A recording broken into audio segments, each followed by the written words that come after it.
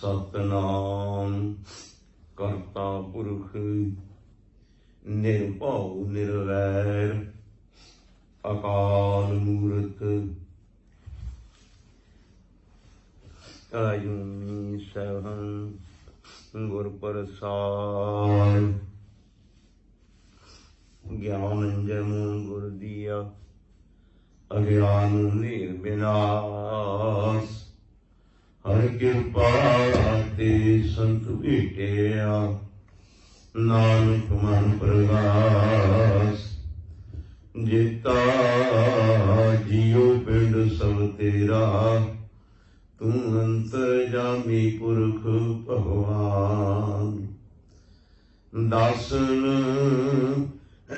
दास कह जन नानक जे हा तू करा है तेहा हो करी मुखियान दासन दास कह जन नानक जे हा तू करा है तेहा हो करी मुखियान सतनाम श्री वाहिगुरु साहिब जी महला पहला सोने का बिरख पत परवार फुल जय हरलाल तित फल रतन लगै मुख भाखत हृदय हृदय निहाल सोने का बिरख पत परवाला फुल जय हरलाल तित फल रतन लगै मुख भाखत हृदय हृदय निहाल नानक कर्म होवै मुख मस्तक लिखिया होवै लेख आसन तीर्थ गुर की चरणी पूजै सदा वसीख हंस हेत लोभ कोप चारे नदियां अग पवै दजै नानका तरियै करमी लग हंस हेत लोभ कोप चारे नदियां अग पवै दजै नानका तरियै चरणी तरियै करमी लग। वाहिगुरु जी का खालसा वाहिगुरु जी की फतेह। शकर चबरतन के मालिक दसों पातशाहियों के स्वरूप हाजरा हजूर जाहिरा हजूर जुगल जुग अटालाद श्री गुरु ग्रंथ साहिब महाराज सतगुरु सच्चे पातशाह जी के पावन पवित्र दरबार विखे सुभाईमान गुरु रूप गुरु स्वरूप सत संगी जनों फतेह अर्ज है प्रवान करना जी। वाहिगुरु जी का खालसा वाहिगुरु जी की फतेह। मानयोग सतसंगी जनों जो कितने समय तो आद श्री गुरु ग्रंथ साहिब महाराज जी का दूसरा राग जो माझ राग है उसकी वार दा लड़ीवार विचार आरंभ किया होया है। लड़ी मुताबक 20वीं पौड़ी वार दी विचार दे अधीन है जिस दे पहले श्लोक का आपां विचार कर चुके हैं। अज गुरु साहब कृपा करन रहमत करन श्लोक अते पौड़ी का विचार आप करवा लें तो सतगुरु सच्चे पातशाह जी इस श्लोक के अंदर की पावन पवित्र उपदेश करते हैं। आप श्रवण करो जी। महला पहला सोने का बिरख पत परवाला फुल जवे हर लाल फल रतन लगै मुख भाखत, हृदय निहाल। सोने का बिरख पत परवाला, फुल जवेहर लाल। इस तो पहला जिहड़ा आपां सलोक इस पौड़ी दा कीता सी, ਇਹ भी सलोक जगत गुरु बाबा जी का है ते वो भी जगत गुरु बाबा जी का है। पहले सलोक दे अंदर हजूर फरमाउंदे ने, नानक गुर संतोख रुख, धर्म फुल फल ज्ञान, रस रसिया हरिया सदा, पक्कै कर्म ध्यान। इस दो सलोकां दे अंदर जगत गुरु बाबा जी शुभ गुणां दी गल करदे हन। पहले सलोक च गुरु साहब जी कहंदे, नानक गुर संतोख रुख, रुख तो भाव दरखत बिरछ। गुरु जिहड़ा संतोख, संतोख गुरु जिहड़ा इसनूं धर्म दे फुल निकलते हैं ते ज्ञान का फल लगता है। ये फल पकदा किवें है? परमेश्वर दे प्यार दे नाल, परमेश्वर दे बंदगी दे नाल, उसका ध्यान धर्म दे नाल। इत्थे गुणां दी गल जगत गुरु बाबे ने कीती है। ते हुण दूसरे सलोक दे विच गुरु बाबा जी की कहंदे ने, वो कहंदे ने, सोने का बिरख पत परवाला। गुरु जिहड़ा मान लो सोने का बिरख है, सोने का दरखत है। इस सोने रूपी दरखत नूं, गुरु रूपी दरखत नूं सोने का बिरख पत परवाला, पत परवाला, पत कहंदे ने पत्ते नूं। इस दरखत नूं परवाला, परवाला कहंदे ने मूंगे नूं।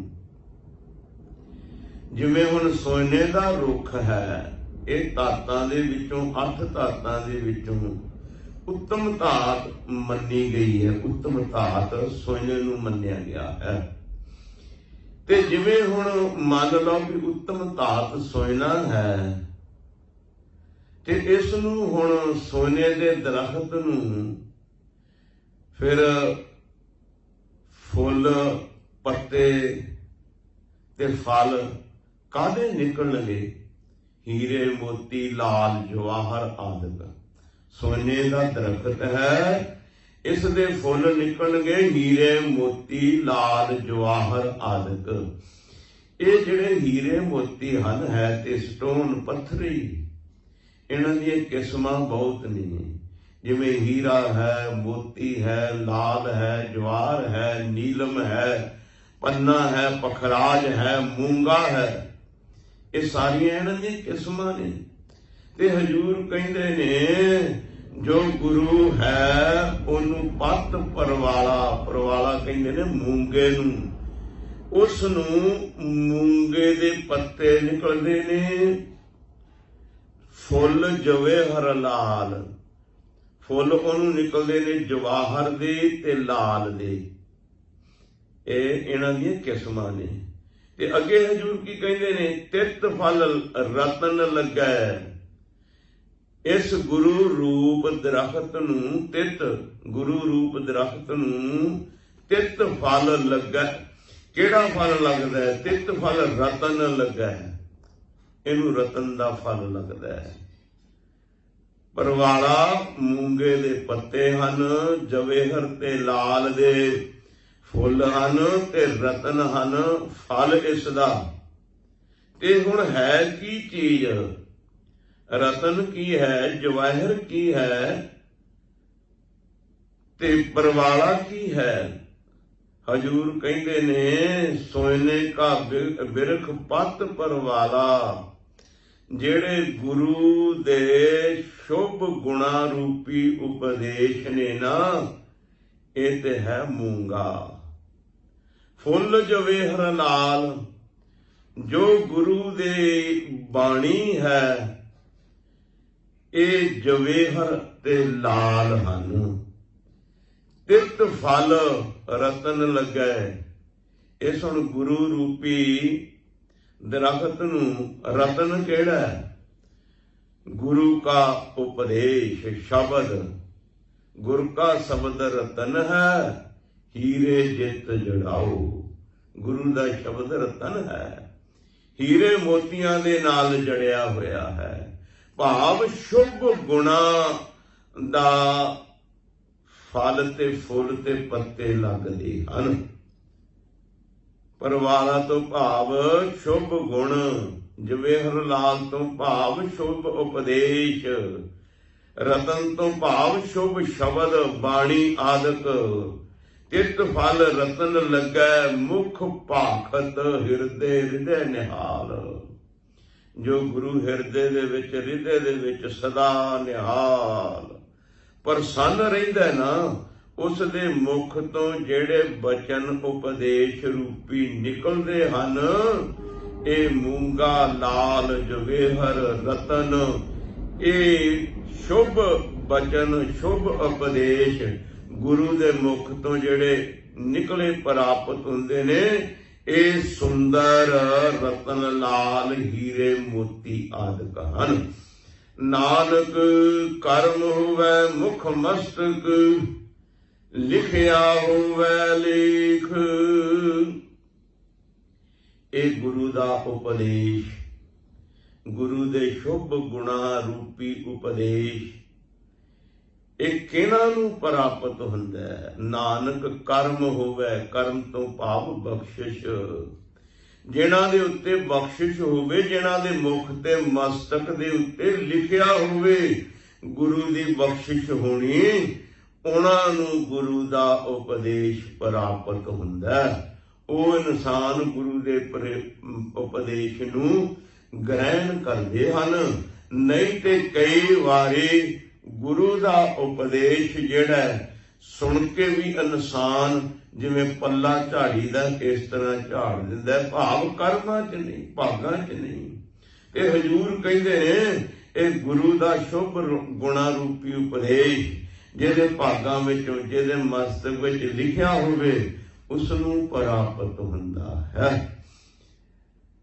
ਆਸੜ ਤੀਰਥ ਗੁਰ ਕੀ ਚਰਣੀ, ਪੂਜੈ ਸਦਾ ਵਸੇਖ।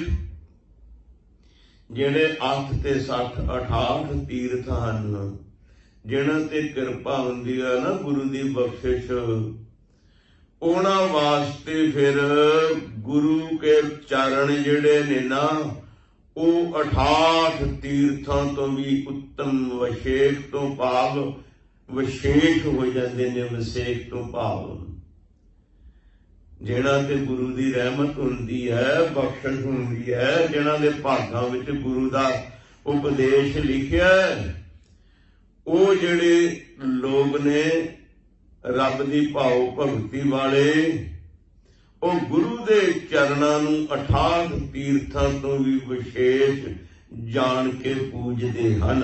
ਗੁਰੂ ਦੇ ਚਰਨ ਗੁਰੂ ਕਾ ਸ਼ਬਦ ਹੈ, ਗੁਰੂ ਕਾ ਸ਼ਬਦ ਗੁਰੂ ਕੇ ਚਰਨ ਹਨ। ਤੋ ਹਜ਼ੂਰ ਕਹਿੰਦੇ ਨੇ ਅੱਗੇ ਚੱਲ ਕੇ, ਹੰਸ ਹੇਤ ਲੋਭ ਕੂਪ ਚਾਰੇ ਨਦੀਆਂ ਅਗ। ਹੁਣ ਹਜ਼ੂਰ ਪਾਤਸ਼ਾਹ ਨੇ ਪਹਿਲਾਂ ਤੇ ਸ਼ੁਭ ਗੁਣਾਂ ਦਾ 2 ਸ਼ਲੋਕਾਂ ਦੇ ਵਿੱਚ, ਪਹਿਲੇ ਸ਼ਲੋਕ ਵਿੱਚ ਵੀ ਸ਼ੁਭ ਗੁਣਾਂ ਦਾ ਵਰਣਨ ਕੀਤਾ, ਤੇ ਦੂਸਰੇ ਸ਼ਲੋਕ ਦੀਆਂ ਜਿਹੜੀਆਂ 2 ਪੰਕਤੀਆਂ ਨੇ ਉਹਨਾਂ ਦੇ ਵਿੱਚ ਵੀ ਸ਼ੁਭ ਗੁਣਾਂ ਦਾ ਵਰਣਨ ਕੀਤਾ ਹੈ। ਤੇ ਹੁਣ ਜਿਹੜੀ ਸਮਾਪਤੀ ਦੀ ਇਸ ਸ਼ਲੋਕ ਦੀ ਪੰਕਤੀ ਹੈ, ਉਹਦੇ ਵਿੱਚ ਹੁਣ ਹਜ਼ੂਰ ਕੀ ਕਹਿੰਦੇ ਨੇ, ਹੰਸ ਹੇਤ ਲੋਭ ਕੋਪ ਚਾਰੇ ਨਦੀਆਂ ਅਗ। ਹੰਸ, ਜਿਸ ਜੀਵ ਦੇ ਅੰਦਰ ਹੰਸ ਤੋਂ ਭਾਵ ਨਿਰਦਇਤਾ, ਬੇਤਰਸੀ, ਕਿਸੇ ਤੇ ਤਰਸ ਨਹੀਂ ਕਰਨਾ, ਦਇਆ ਨਹੀਂ ਕਰਨੀ, ਜਿਹਦੇ ਅੰਦਰ ਦਇਆ ਨਹੀਂ ਨਾ, ਉਹ ਧਰਮੀ ਹੋ ਨਹੀਂ ਸਕਦਾ। ਜਿਹਦੇ ਅੰਦਰ ਦਇਆ ਨਹੀਂ, ਉਹ ਧਰਮੀ ਨਹੀਂ ਹੋ ਸਕਦਾ, ਜਿੰਨੇ ਮਰਜੀ ਧਰਮੀ ਹੋਣ ਦੇ ਢੌਂਗ ਰਚਦਾ ਰਵੇ। तौल धर्म दया का पूत। ये जिहड़ा धर्म है ये दया का पुत्र है, दया तो उपजदा है, पैदा हुंदा है। ते हजूर कहते ने जिहड़ी निर्दयता है, दया तो हिरदा खाली। हंस हेत हंस निर्दयता हेत संसार दा मोह। हंस ते हो गया निर्दयता, निर्दयी पुणा, किसे ते तरस नहीं करना, किसे ते दया नहीं करनी, ये ते हो गया हंस हेत। हेत हो गया मोह। जे ते इंसान परिवार तक सीमित है फिर ते इस नूं कहंदे ने मोह। भी अपना ही परिवार दिसदा, अपने परिवार तो इलावा कोई गुआंढ भुखा बैठा कोई फर्क नहीं, जहां कोई होर दुनिया दे हन, दुनिया ब्रह्मांड है, किसी ने नाल लगाओ नहीं, मोह नहीं, केवल अपने परिवार दे नाल ही है।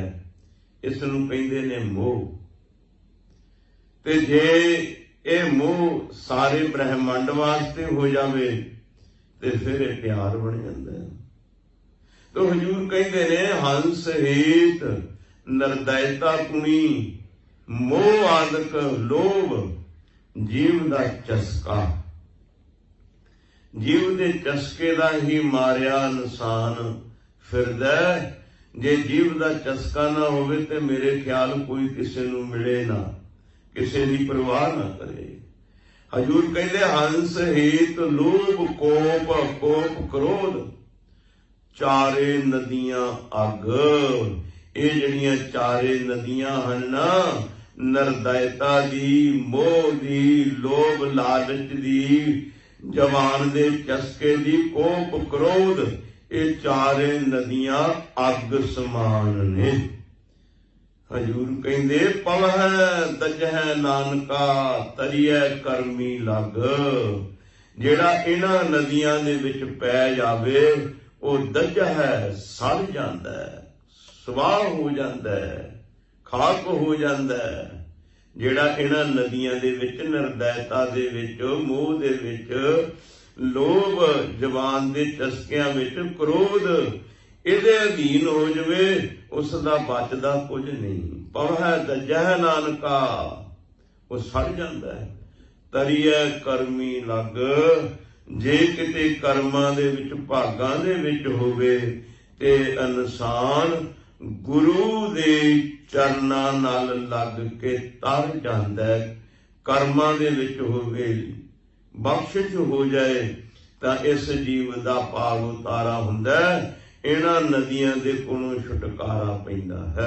अगे हजूर पौड़ी पौड़ी जीवन दिया मर मार ना पछूताई है, झूठा संसार किन समझाई है। जीवन दिया मर मार ना पछूताई है। ऐ इंसान इस शरीर दे अंदर आत्मा हुंदियां हुंदियां, श्वास हुंदियां हुंदियां, इस मन दियां आशा तृष्णा इन्हां नूं खत्म कर, मार इन्हां नूं खत्म कर। खत्म करन दा भाव, मारन दा भाव, इन्हां ते कंट्रोल कर। मरदा कुछ नहीं, ना आशा मरदी, ना तृष्णा मरदी है, न काम, न क्रोध, न लोभ, न मोह, न अहंकार, मरदा कुछ नहीं। मरण की सोचनी भी नहीं चाहिए। ये तो सिर्फ केवल ते केवल इन्हां दे उत्ते कंट्रोल करना, इन्हां नूं अपने अधीन करना, इन्हां दे अधीन नहीं होना। खता अगों इंसान खांदा है, धोखा अगों खांदा है ਜਦੋਂ ਅਵਗੁਣਾਂ ਦੇ ਅਧੀਨ ਹੋ ਜਾਂਦਾ ਹੈ। ਤੇ ਜੇ ਇਹਨਾਂ ਨੂੰ ਆਪਣੇ ਅਧੀਨ ਰੱਖੇ ਤੇ ਫਿਰ ਗੱਲ ਹੀ ਕੋਈ ਨਹੀਂ, ਫਿਰ ਤੇ ਜੀਵ ਦਾ ਪਾਰ ਉਤਾਰਾ ਹੋ ਜਾਂਦਾ ਹੈ। ਮਰਦੇ ਹੈ ਨਹੀਂ। ਆਸ਼ਾ ਤ੍ਰਿਸ਼ਨਾ ਇਨਸਾਨ ਦੇ ਅੰਦਰ ਸਦਾ ਹੀ ਰਹਿੰਦੀ ਹੈ। ਕਾਮ, ਕ੍ਰੋਧ, ਲੋਭ, ਮੋਹ, ਹੰਕਾਰ ਸਦਾ ਹੀ ਰਹਿੰਦੇ ਨੇ, ਜਾਂਦੇ ਨਹੀਂ। ਪਰ ਇਹਨਾਂ ਤੇ ਕੰਟਰੋਲ ਕਰਨਾ ਹੈ। अपने मन ते कंट्रोल करना है। मन जीतै जग जीत, अपने आप ते कंट्रोल करना है। इन्हां नूं मन दे अधीन करना है, मन नूं अपने काबू च रखना है। दिल कबज कबजा कादरो दोजक सजाए। दिल दे उत्ते मन दे उत्ते कबजा कर, कंट्रोल कर। दिल कबज कबजा, जे नहीं कब्जा करेगा, दिल ते कंट्रोल करेगा, कादरू दोजक सजाए, करता पुरख तेनू दोजक नरक दी सजा देगा। जीवदियां जिउंदियां ही इस शरीर दे अंदर सवास आत्मा रहिंदियां होया ही इस आशा तृष्णा अते अवगुणा दे उत्ते कंट्रोल करना। जे नहीं करेगा फिर अंत वेले पछोताई है, फिर तेनू पछतावा करना पवेगा। झूठा एहो संसार किन समझाई है, इस संसार तो झूठा है। किस तरह इसनू समझाया जाए, किस तरह ये जीव समझे, इसनू झूठा मान लवे, इसनू झूठा जान लवे, इहदे मन अंदर यकीन आ जाए, ते फिर ही ये इंसान अवगुणा के उत्ते कंट्रोल कर सकता है। ये संसार झूठा है, उस चीज झूठ है जो हुण है फिर नहीं। सो इस करके हजूर कहते ने जीवदियां मर मार ना पछोताई है। जे जीवदियां ही अपने आप ते कंट्रोल कर लवेगा अवगुणा ते, अखीर नूं पछताउणा नहीं पवेगा। ये संसार झूठा है, इस नूं झूठा करके समझ लै, जान लै। सच न धरे प्यार धंधे धाई है, काल बुरा खै काल सिर दूनाई है। हजूर कहते सच न धरे प्यार, सच परमेश्वर दे नाल ते कदे प्यार करदा ही नहीं। एक परमेश्वर ही सच है, आद सच जुगाद सच है, भी सच नानक होसी भी सच। परमेश्वर सच है, बाकी संसार सब नाशवंत है। तो हजूर कहते ने सच ना धरे प्यार धंधे धाईए। ਇਹ ਧੰਦਿਆਂ ਦੇ ਵਿੱਚ ਖਚਤ ਰਹਿੰਦਾ, ਧੰਦਿਆਂ ਦੇ ਵਿੱਚ ਹੀ ਭੱਜਦਾ ਨੱਸਦਾ ਰਹਿੰਦਾ, ਸੱਚ ਦੇ ਨਾਲ ਪਿਆਰ ਨਹੀਂ ਕਰਦਾ। ਕਾਲ ਬੁਰਾ ਖੈ ਕਾਲ, ਇਹ ਕਾਲ ਜਿਹੜਾ ਬਹੁਤ ਬੁਰਾ ਹੈ, ਤੇਰੀ ਖੈ ਕਰ ਦੇਵੇਗਾ, ਨਾਸ਼ ਕਰ ਦੇਵੇਗਾ। ਕਾਲ ਬੁਰਾ ਖੈ ਕਾਲ ਸਿਰ ਦੂਨਾਈ ਹੈ। ਸਾਰੀ ਦੁਨੀਆ ਦੇ ਉੱਤੇ ਇਹ ਮੌਤ, ਇਹ ਕਾਲ ਸਦਾ ਹੀ ਮੰਡਲਾਉਂਦਾ ਰਹਿੰਦਾ ਹੈ। ਇਹ ਕਾਲ ਇਸ ਤਰ੍ਹਾਂ ਸਾਡੇ ਸਿਰ ਤੇ ਰਹਿੰਦਾ ਹੈ, ਮੌਤ ਇਸ ਤਰ੍ਹਾਂ ਰਹਿੰਦੀ ਹੈ ਜਿਵੇਂ ਹੰਸ ਜਿਹੜਾ ਮਾਨ ਸਰੋਵਰ ਤੇ ਰਹਿੰਦਾ, ਮਾਨ ਸਰੋਵਰ ਨੂੰ ਛੱਡ ਕੇ ਨਹੀਂ ਜਾਂਦਾ। ਜਿਵੇਂ ਹੰਸ ਜਿਹੜਾ ਹੰਸਾ ਸਰਵਰ ਕਾਲ ਸਰੀਰ, ਹੰਸ ਜਿਹੜਾ ਮਾਨ ਸਰੋਵਰ ਨੂੰ ਛੱਡ ਕੇ ਨਹੀਂ ਜਾਂਦਾ, ਉਹਦੀ ਖੁਰਾਕ ਉੱਥੇ ਹੈ। ਕਾਲ ਸਰੀਰ, ਜਿਹੜੀ ਮੌਤ ਹੈ, ਕਾਲ ਹੈ, ਇਹ ਸਰੀਰ ਤੇ ਸਦਾ ਹੀ ਮੰਡਲਾਉਂਦਾ ਰਹਿੰਦਾ ਹੈ। ਇਸ ਕਰਕੇ ਹਜ਼ੂਰ ਕਹਿੰਦੇ ਨੇ ਇਹ ਕਾਲ ਜਿਹੜਾ ਹੈ, ਇਹ ਦੁਨੀਆ ਦੇ ਲੋਗੋ ਸਾਰਿਆਂ ਦੇ ਸਿਰ ਤੇ ਸਦਾ ਹੀ ਮੰਡਲਾਉਂਦਾ ਰਹਿੰਦਾ ਹੈ। ਸੱਚ ਹੁਕਮੀ ਸਿਰਜਣਦਾਰ ਮਾਰੇ ਦਾਈ ਹੈ, ਆਪੇ ਦੇ ਪਿਆਰ ਮਨ ਵਸਾਈ ਹੈ। ਹੁਕਮੀ ਸਿਰਜਣਦਾਰ, ਹੁਕਮ ਦੇ ਨਾਲ ਸਿਰਜਣਦਾਰ ਫਾਰਸੀ ਦਾ ਲਫ਼ਜ਼ ਹੈ, ਜੰਦਾਲ ਵੀ ਕਿਹਾ ਜਾਂਦਾ ਹੈ। ਭਾਵ ਜਮ ਦਾ ਜਿਹੜਾ, ਜਿਹਨੂੰ ਅਸੀਂ ਜਮ ਕਹਿੰਦੇ ਆ, ਕਾਲ ਕਹਿੰਦੇ ਆ, ਜਮ ਕਹਿੰਦੇ, ਮੌਤ ਕਹਿੰਦੇ ਆ। ਹੁਕਮੀ ਸਿਰਜਣਦਾਰ, ਉਹ ਪਰਮੇਸ਼ਵਰ ਦੇ ਹੁਕਮ ਦੇ ਨਾਲ ਇਸ ਦੇ ਸਿਰ ਉੱਤੇ ਸਦਾ ਮੰਡਲਾਉਂਦਾ ਰਹਿੰਦਾ। ਹੁਕਮੀ ਸਿਰਜਣਦਾਰ ਮਾਰੇ ਦਾਈਏ। ਜਦੋਂ ਇਸ ਕਾਲ ਦਾ ਮੌਤ ਦਾ ਦਾ ਲੱਗ ਗਿਆ ਨਾ, ਇਸ ਨੇ ਇਸ ਨੂੰ ਮਾਰ ਦੇਣਾ, ਖਤਮ ਕਰ ਦੇਣਾ। आपे दे प्यार मन वसाइए। ਉਹ ਪਰਮੇਸ਼ਵਰ ਆਪ ਹੀ ਕਿਰਪਾ ਕਰਕੇ ਆਪਣਾ ਪਿਆਰ ਬਖਸ਼ਿਸ਼ ਕਰਦਾ ਹੈ। ਜਿਨ੍ਹਾਂ ਦੇ ਉੱਤੇ ਦਇਆ ਕਰਕੇ ਪਿਆਰ ਬਖਸ਼ਿਸ਼ ਕਰਦਾ ਉਹਨਾਂ ਨੂੰ, ਉਹਨਾਂ ਦੇ ਮਨ ਵਿੱਚ ਫਿਰ ਪਰਮੇਸ਼ਵਰ ਵਸ ਜਾਂਦਾ ਹੈ। ਉਹ ਪਰਮੇਸ਼ਵਰ ਨੂੰ ਆਪਣੇ ਮਨ ਵਿੱਚ ਵਸਾ ਲੈਂਦੇ ਨੇ। ਮੋਹਤ ਨਾ ਚਸਾ ਵਿਲੰਮ ਭਰੀਐ ਪਾਈਐ। ਗੁਰ ਪ੍ਰਸਾਦੀ ਬੁਝ ਸੱਚ ਸਮਾਈਐ। ਮੋਹਤ ਨਾ ਚਸਾ ਵਿਮਲ ਭਰੀਐ ਪਾਈਐ। ਮੌਤ ਕਹਿੰਦੇ ਨੇ ਮੂਰਤ ਨੂੰ, ਥੋੜੇ ਜਿਹੇ ਟਾਈਮ ਨੂੰ। ਚਸਾ ਘੜੀਆਂ, ਪਲਾਂ, ਚਾਸੇ, ਚਸੇ, ਇਸ ਜਿਵੇਂ ਕਿ ਅੱਖ ਫਰਕਣ ਦਾ ਟਾਈਮ ਕਹਿ ਲਓ। ਹਜੂਰ ਕਹਿੰਦੇ ਨੇ ਮੌਤ ਨਾ ਚਸਾ ਵਿਮਲ। ਵਿਮਲ ਕਹਿੰਦੇ ਨੇ ਡੇਰੀ ਨੂੰ, ਉਹ ਡੇਰੀ ਨਹੀਂ ਲਾਉਂਦਾ। ਭਰੀਐ ਪਾਈਐ, ਇਹ ਜਿਹੜੀਆਂ ਪਾਈਆਂ ਸਵਾਸਾਂ ਰੂਪੀ ਪੂੰਜੀ ਹੈ ਨਾ, ਪਾਈ ਕਹਿੰਦੇ ਸੀ ਪੁਰਾਣੇ ਲੋਕ ਜਿਨਸ ਨੂੰ, ਦਾਣੇ ਆਦਿਕ ਨੂੰ ਨਾਪਣ ਦਾ ਇੱਕ ਬਰਤਨ ਹੁੰਦਾ ਸੀ, ਉਹਨੂੰ ਪਾਈ ਕਹਿੰਦੇ ਸੀ। ਪਾਈ ਦੇ ਵਿੱਚ 4 ਟੋਪੇ ਪੈਂਦੇ ਸਨ। ਜਿਵੇਂ ਦਾਣੇ ਨਾਪਣੇ ਨੇ ਵੀ ਕਿੰਨੇ ਦਾਣੇ ਨੇ, ਤੇ ਉਹ ਟੋਪੇ ਜਿਹੜੇ ਸਨ ਉਹ 4 ਮਿਣ ਕੇ ਉਹਦੇ ਚ ਪਾ ਦਿਓ ਤੇ ਇੱਕ ਪਾਈ ਬਣ ਜਾਂਦੀ ਸੀ। ਜਿਵੇਂ ਉਹ ਪਾਈ ਮਿਣਨ ਦਾ ਸਾਧਨ ਹੈ, ਇਸੇ ਤਰ੍ਹਾਂ ਇਹ ਜਿਹੜੀ ਤੇਰੇ ਅੰਦਰ ਸਵਾਸਾਂ ਰੂਪੀ ਮਿਣਤੀ ਗਿਣਤੀ ਦੇ ਸਵਾਸ ਨੇ ਨਾ, ਕਿਉਂਕਿ ਦਾਣਿਆਂ ਨੂੰ ਵੀ ਮਿਣਨ ਵਾਸਤੇ ਪਾਈ ਦਾ ਸਹਾਰਾ ਲਿਆ ਜਾਂਦਾ ਸੀ। ਹੁਣ ਸਾਡੇ ਜਿਹੜੇ ਸਵਾਸ ਨੇ ਇਹ ਵੀ ਗਿਣਤੀ ਮਿਣਤੀ ਦੇ ਨੇ, ਅਟਕਲ ਪੱਚੂ ਨਹੀਂ ਵੀ ਕਿੰਨੇ ਆਏ ਕਿੰਨੇ ਨਹੀਂ ਆਏ ਨਾ। ਜਿਸ ਵੇਲੇ ਪਰਮੇਸ਼ਵਰ ਨੇ ਇਸ ਨੂੰ ਭੇਜਿਆ, ਕਿੰਨੇ ਸਾਲ, ਕਿੰਨੇ ਮਹੀਨੇ, ਕਿੰਨੇ ਦਿਨ, ਕਿੰਨੇ ਘੰਟੇ, ਕਿੰਨੇ ਮਿੰਟ, ਕਿੰਨੇ ਸਕਿੰਟ, ਕਿੰਨੇ ਸਵਾਸ ਇਸ ਨੇ ਲੈਣੇ ਹਨ, ਉਤਨੇ ਹੀ ਸਵਾਸ, ਉਤਨੇ ਹੀ ਘੰਟੇ, ਮਿੰਟ, ਦਿਨ ਭੋਗਦਾ। ਗਿਣਤੀ ਮਿਣਤੀ ਦੇ ਨੇ, ਇਹ ਨਹੀਂ ਵੀ ਅਟਕਲ ਪੱਚੂ ਹੈ ਵੀ ਐਵੇਂ ਹੀ ਗਿਣਤੀ ਮਿਣਤੀ ਤੋਂ ਬਾਹਰ ਕੰਮ ਨਹੀਂ।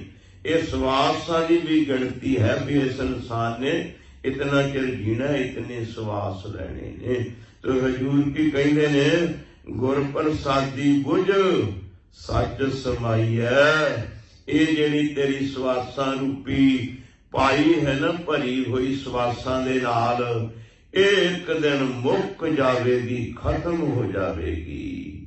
ਗੁਰ ਪ੍ਰਸਾਦੀ ਬੁਝ, ਇਸ ਗੱਲ ਨੂੰ ਗੁਰੂ ਦੇ ਪ੍ਰਸਾਦ, ਗੁਰੂ ਦੀ ਰਹਿਮਤ, ਗੁਰੂ ਦੀ ਬਖਸ਼ਿਸ਼ ਦੁਆਰਾ ਜਾਣ। ਸੱਚ ਸਮਾਈਐ, ਜੇ ਤੂੰ ਇਸ ਨੂੰ ਗੁਰੂ ਦੀ ਰਹਿਮਤ, ਗੁਰੂ ਦੀ ਬਖਸ਼ਿਸ਼ ਦੁਆਰਾ ਜਾਣ ਲਵੇਂਗਾ, ਸਮਝ ਲਵੇਂਗਾ, ਫਿਰ ਤੂੰ ਸੱਚ ਦੇ ਵਿੱਚ ਸਮਾ ਜਾਵੇਂਗਾ, ਭਾਵ ਇੱਕ ਮਿਕ ਹੋ ਜਾਏਗਾ। ਗੁਰਮੁਖ ਪਿਆਰਿਓ, ਗੁਰੂ ਗ੍ਰੰਥ ਸਾਹਿਬ ਜੀ ਦਾ ਸਿਧਾਂਤ ਮਰਨ ਤੋਂ ਬਾਅਦ ਦੀ ਗੱਲ ਨਹੀਂ ਗੁਰੂ ਸਾਹਿਬ ਨੇ ਕੀਤੀ, ਮਰਨ ਤੋਂ ਬਾਅਦ ਦੀ। ਗੁਰੂ ਸਾਹਿਬ ਕਹਿੰਦੇ ਜਿਉਂਦਿਆਂ ਦੀ ਗੱਲ, ਤੂੰ ਜਿਉਂਦੇ ਜਿਉਂਦੇ ਜਿਹੜਾ ਕੁਝ ਕਰ ਲੈਣਾ ਉਹੀ ਕੁਝ ਤੇਰਾ ਹੈ। ਜੇ ਤੂੰ ਮੁਕਤੀ ਲੱਭਦਾ ਤੇ ਜਿਉਂਦੇ ਜੀ ਮੁਕਤ ਹੋਵੇਂਗਾ, ਤੂੰ ਮੁਕਤ ਹੋ ਸਕਦਾ। ਮਰਨ ਤੋਂ ਬਾਅਦ ਮੁਕਤੀ ਮਿਲਣੀ ਹੈ ਕਿ ਨਹੀਂ ਮਿਲਣੀ ਇਹ ਕਿਸੇ ਨੂੰ ਨਹੀਂ ਪਤਾ। ਜੇ ਤੂੰ ਜਿਉਂਦਿਆਂ ਜੀ ਤੈਨੂੰ ਮੁਕਤੀ ਮਿਲ ਗਈ ਤੇ ਮੁਕਤ ਹੈ, ਤੇ ਜੇ ਤੂੰ ਜਿਉਂਦਿਆਂ ਨਹੀਂ ਮੁਕਤ ਹੋਇਆ ਤੇ ਮਰ ਕੇ ਕਿੱਥੋਂ ਮੁਕਤ ਹੋਣਾ। ਹਜੂਰ ਕਹਿੰਦੇ ਮਰਨ ਮੁਕਤ ਕਿਨ ਪਾਈ। ਮਰਨ ਤੋਂ ਬਾਅਦ ਕਿਹਨੇ ਮੁਕਤੀ ਪਾਈ ਹੈ? ਕਿਸੇ ਨੇ ਦੱਸਿਆ ਵੀ ਮੈਂ ਮੁਕਤ ਹੋ ਗਿਆ? ਨਹੀਂ, ਇਹ ਤਾਂ ਜਿਹੜਾ ਮੁਕਤ ਹੋਇਆ ਜਿਉਂਦਿਆਂ ਹੀ ਮੁਕਤ ਹੋਇਆ। ਜੀਵਨ ਮੁਕਤ ਸੋ ਆਖੀਐ, ਮਰ ਜੀਵੈ ਮਰੀਆ। ਹਜੂਰ ਇਸ ਪੌੜੀ ਦੇ ਵਿੱਚ ਕਹਿੰਦੇ ਨੇ ਤੂੰ ਆਪਣੇ ਮਨ ਨੂੰ ਮਾਰ, ਵਿਸ਼ੇ ਵਿਕਾਰਾਂ ਵੱਲੋਂ, ਅਵਗੁਣਾਂ ਵੱਲੋਂ, ਤੇ ਤੂੰ ਆਪਣੇ ਆਪ ਨੂੰ ਜਿਉਂਦਾ ਕਰ ਪਰਮੇਸ਼ਵਰ ਦੇ ਤਲ ਉੱਤੇ, ਪਰਮੇਸ਼ਵਰ ਦੇ ਦਰ ਉੱਤੇ।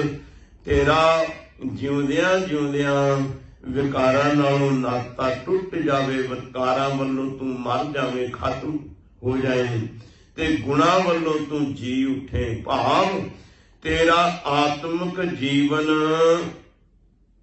ਪੈਦਾ ਹੋ ਜਾਏ। ਤੇਰਾ ਆਤਮਿਕ ਜੀਵਨ, ਅਸਲੀ ਜੀਵਨ ਆਤਮਿਕ ਜੀਵਨ ਹੈ। ਬਾਕੀ ਤੇ ਇਨਸਾਨ ਜੇ ਆਤਮਿਕ ਜੀਵਨ ਨਹੀਂ ਤੇ ਮੰਨ ਲਓ ਇਹ ਲੋਥ ਤੁਰੀ ਫਿਰਦੀ ਹੈ। ਜੇ ਆਤਮਿਕ ਜੀਵਨ ਹੈ ਤੇ ਇਨਸਾਨ ਜਿਉਂਦਾ ਹੈ, ਜੇ ਆਤਮਿਕ ਜੀਵਨ ਨਹੀਂ ਫਿਰ ਤਾਂ ਇੱਕ ਲੋਥ ਹੈ। ਸੋ ਆਤਮਿਕ ਜੀਵਨ ਜਿਉਂਦਿਆਂ ਹੀ ਜਿਉਣਾ ਹੈ। ਆਤਮਿਕ ਜੀਵਨ ਪ੍ਰਾਪਤ ਕਰਨਾ ਹੈ, ਅਮਲੀ ਜੀਵਨ ਪ੍ਰਾਪਤ ਕਰਨਾ ਹੈ, ਤਾਂ ਕਿ ਅੱਗੇ ਵੀ ਸਫਲ ਹੋ ਸਕੀਏ। ਤੇ ਜੇ ਜਿਉਂਦਿਆਂ ਨਹੀਂ ਤੁਸੀਂ ਅਮਲੀ ਜੀਵਨ ਪ੍ਰਾਪਤ ਕੀਤਾ, ਆਤਮਿਕ ਜੀਵਨ, ਤੇ ਮਰਨ ਤੋਂ ਬਾਅਦ ਤੇ ਫਿਰ ਪਰਮੇਸ਼ਵਰ ਹੀ ਰਾਖਾ ਹੈ। ਤੋ ਅਗਲੇ ਸ਼ਲੋਕ ਤੇ ਪੌੜੀ ਦੇ ਵਿੱਚ ਹਜ਼ੂਰ ਪਾਤਸ਼ਾਹ ਜੀ, ਇਸ ਦੇ ਵਿੱਚ ਹਜ਼ੂਰ ਨੇ ਗੁਣਾ ਦਾ ਬਹੁਤਾ ਵਿਖਿਆਨ ਕੀਤਾ ਹੈ, ਤੇ ਅਗਲੇ ਸ਼ਲੋਕ ਪੌੜੀ 21ਵੀਂ ਦੇ ਵਿੱਚ ਅਵਗੁਣਾ ਦਾ ਹਜ਼ੂਰ ਨੇ ਜ਼ਿਆਦਾ ਬਿਆਨ ਕੀਤਾ ਹੈ। ਇਸ ਦਾ ਆਪਾਂ ਕੱਲ ਨੂੰ ਵਿਚਾਰ ਕਰਾਂਗੇ। ਸੋ ਇਤਨੇ ਕੁ ਲਫ਼ਜ਼ ਕਬੂਲ ਕਰਨੇ, ਹੋਈਆਂ ਭੁੱਲਾਂ ਗਲਤੀਆਂ ਦੀ ਖਿਮਾ ਦੇਣੀ ਜੀ। ਬੁਲਾਓ ਫਤਿਹ। ਵਾਹਿਗੁਰੂ ਜੀ ਕਾ ਖਾਲਸਾ, ਵਾਹਿਗੁਰੂ ਜੀ ਕੀ ਫਤਿਹ।